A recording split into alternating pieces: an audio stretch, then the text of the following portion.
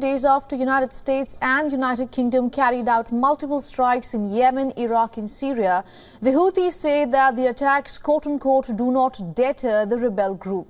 The strikes on Saturday claimed to hit over 36 Houthi targets in 13 different locations across Yemen. This is in response to repeated attacks on shipping by Iran-backed Houthi rebels that have disrupted global trade. In a post on social media, U.S. Central Command Forces said that it conducted a strike in self-defense against a Houthi anti-ship cruise missile prepared to launch against ships in the Red Sea. Meanwhile, the UK government said that it engaged in a third wave of proportionate and targeted strikes against Iran-linked Houthi militants in Yemen. Footage released by the British Defence Ministry showed aircraft taking off from an airfield identified in the Cyprus by the ministry.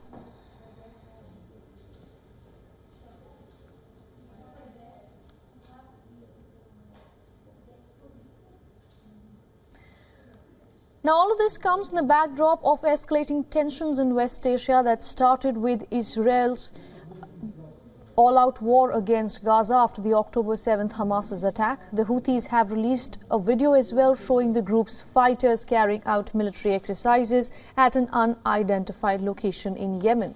Now, to decode this further, we are being joined by Yusuf Mauri. He's a journalist from Sana'a, Yemen. Yusuf, thank you so much for joining us here on WION. Sure. Now, Yusuf, before I come to you, I want to read out a recent statement put out by the Houthi rebel group. They say, "Our standing with Gaza is a stance that entrusts us with our religious, moral and ethical duties and also dictated by our dignity as Yemenis." So, Yusuf, if you sit and analyze so far, what do you think Houthis' attacks have done more? Stopped Israel's war in Gaza or spilled the war outside of Gaza?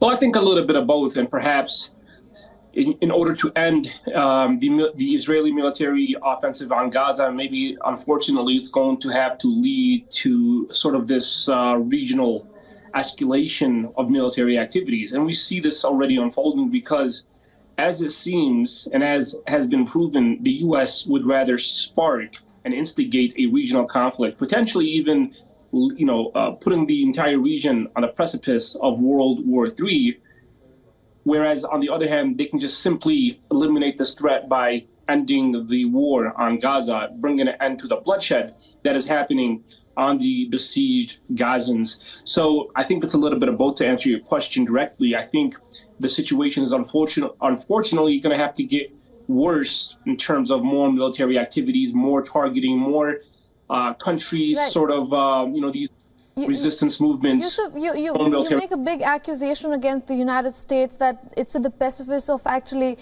breaking out World War III in the region. What do you think Washington is gaining out of this?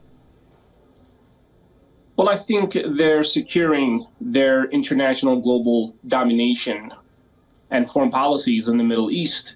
They're still occupying parts of Iraq. They're still in Syria, plundering the country's natural resources. And what's, on top of that, they want to secure the Red Sea and they want to secure the Bab el-Mandeb Strait so that Israel can be enabled to continue its military offensive and continue its occupation of the Gaza Strip. And this is something that's not going to be accepted by countries like Yemen, by countries like Iran, by the axis of resistance that we are seeing take shape. Because what is very clear is that the mass population in the Arab world, in the Muslim world, they want to end U.S. military presence in their land. They want to see U.S. military bases cease to exist, which is why we are seeing these attacks from Syria, from Iraq on U.S. military bases. The Ansar Allah Houthis here in Yemen, they're not only threatening to target more U.S. and British ships, they're also threatening to target more military bases, not just in Yemen, but across the Middle East. So this is why I'm very careful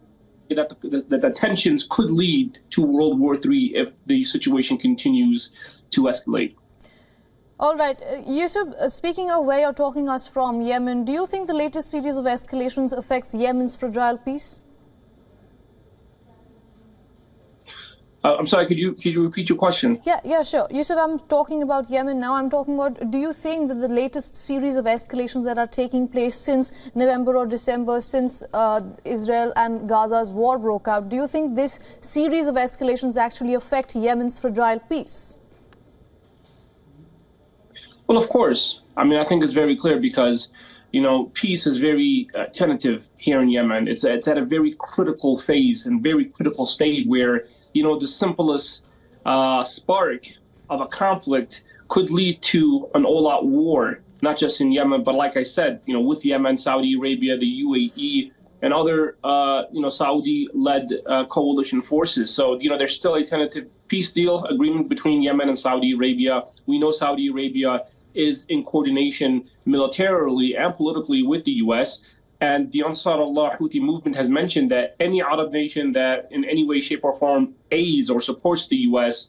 or helps the U.S. in its attacks on Yemen, then they're going to be subject to targeted attacks from Yemen. And this is a very clear threat that was issued by the Ansar Allah Houthis to Saudi Arabia, to the UAE, to Jordan, to all of the regimes that are viewed as proxies of the U.S. and proxies of the Western world. So, yes, the peace deal here in Yemen, the peace agreement in Yemen, is at it's on life support, and you get the sense that an all-out war can break out between Yemen and the U.S., between Yemen and these Western coalition forces, who have mentioned that they are going to attack Yemen if these attacks on the Red Sea continue. Yeah. All right, Yusuf, thank you for getting us a sense of what's happening in Yemen and also what's happening in the entire West Asia region. Thank you so much for joining us from Sana'a. It's good to be here.